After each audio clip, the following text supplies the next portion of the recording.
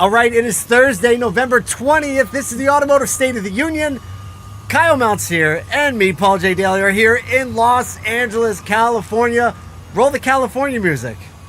I wish it's the same music. I wish we could do it without the licensing, because then they would pull it on YouTube. But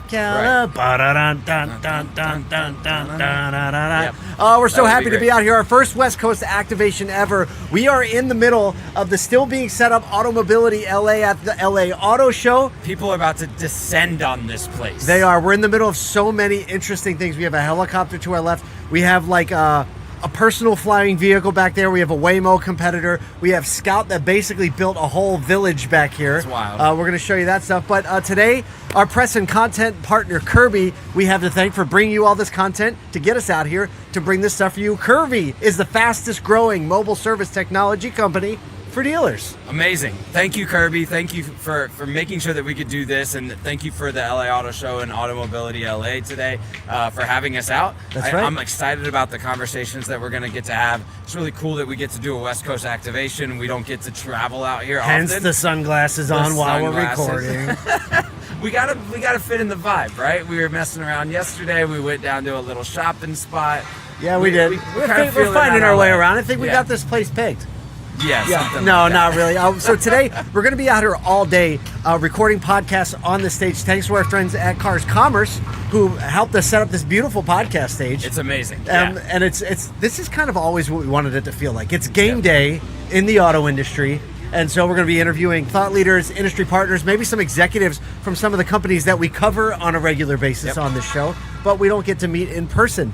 But one of the things about the West Coast activation is we had to come a long way to get here. We literally took, I think, some of the furthest that you could possibly travel to get to Syracuse to LA, and you were in Miami. I was in Miami. I was at the PASH event group. Modern Retail Conference. Doing Modern Retail Conference. We were down there in West Palm Beach.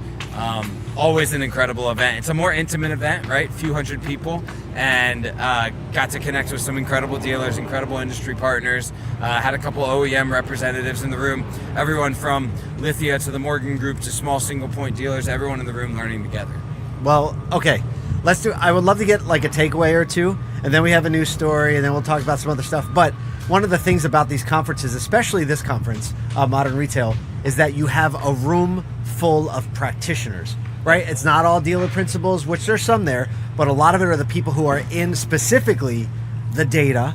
Yep. Specifically the ones that are working through how do we deploy AI in an actual meaningful and functional way. So those two topics, data and AI, like you have some takeaways from what was happening in the rooms, what people were saying. I mean, first of all, you're right. At that conference, it's some of the most savvy marketers in the entire industry. You get everyone from a Nathan Hollenbeck to a Gray Scott to Jim Kosabuki, who's at the Morgan Group.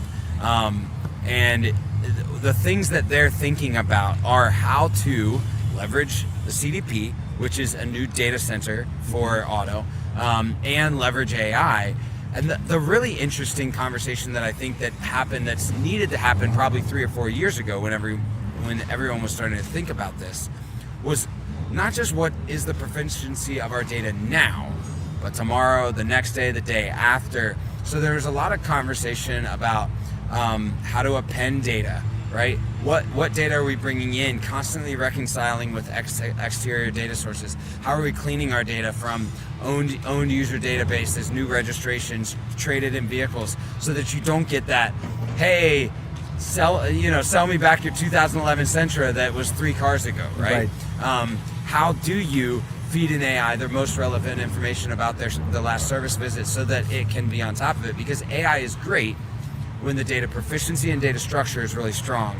And that's the conversation. It actually, they work really hand in hand, and separating them is a terrible thing to do, right? Well, it seems like that AI in general, the things that it's naturally good at are all the things that we're naturally bad at, and that take like excruciating levels of attention and time from a human, and AI can make quick sense of it, but you have to have all, we just had a webinar. How do you get the plumbing right? Yeah. Because if you don't have the plumbing right and the data right, your AI output is going to be disappointing. Yeah, exactly. So it was really cool to hear that people are thinking that way, that industry partners are bringing data in that way. They're thinking about the plumbing necessary to do those things. And I think over the next 6 months to a year, we're going to really see an industry that's moving at a lot faster pace because of those conversations. 6 months to a year. So you're saying, like, based on what you saw, by the time the NADA show rolls around, we're going to be a lot further along, and in 1 year from now, way further. The technology partners are really focused on it, and I think they've already released products and plumbing around this, and it'll be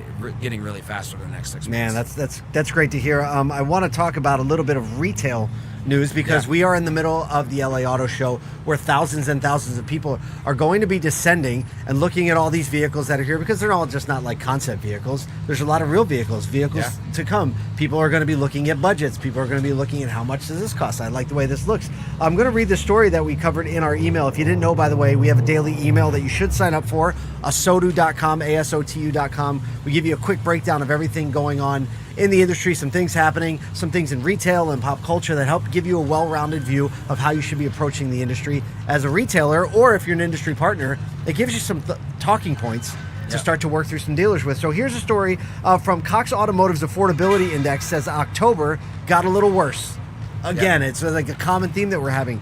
The average new vehicle payment is now up to $766. Good night. The number of the weeks of income needed, 36.43 and inching up, and that's weeks of income needed to purchase the car outright. And this isn't as high as we saw just a couple of years ago when it was in the 40s.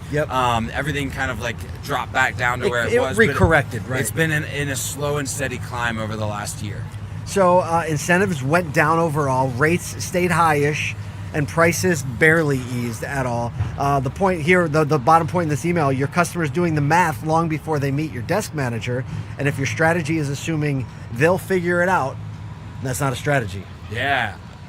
What a great line, and thanks to our writers for putting that together. I think that when we connect the idea of consumer affordability to what do we need to do as dealers, it's not just, hey, here's the payments that you can get, but it's here's why the payments are this way. This is the market factors. This is the pricing factors. These are the interest rate factors. And doing those levels of education, I mean, why not do consumer education events in the dealership? Why not put on social media, like real deep education? Do some TikTok lives, walking through with customers exactly what's going on. Because this is something like, can you imagine thinking I want to shop for a vehicle and just stopping dead in your tracks because of the affordability issue? This is also an era, if you think through how now GEO works, generative engine optimization, really rewards educational content. Yeah, absolutely. And so not educational content like where's the best taco place in San Antonio, right? Like no, not like that. But we would like to know where the best taco place in LA in Los Angeles. If you do know that, please make sure you DM us because we will try it.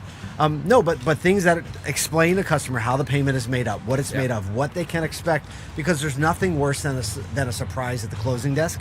And maybe tomorrow when we see some consumers walking around, we'll try to grab them and get their opinion on how much they think their monthly payment is supposed to be. Make one landing page. If there's an action thing today, make one landing page that even if it's not something that anybody ever gets to, it's something that you can hand your sales team to be able to communicate that clearly. In the way that you thoughtfully want to communicate it, not in the way that, whoever it happens to be in whatever kind of day they're having, did they remember what you told them? Exactly. Yeah. I mean, I think the work here is done. We have a lot of interviews to set up for. We got to get the whole podcast stage fired up. Thanks again to our friends at Curbee for sponsoring the content.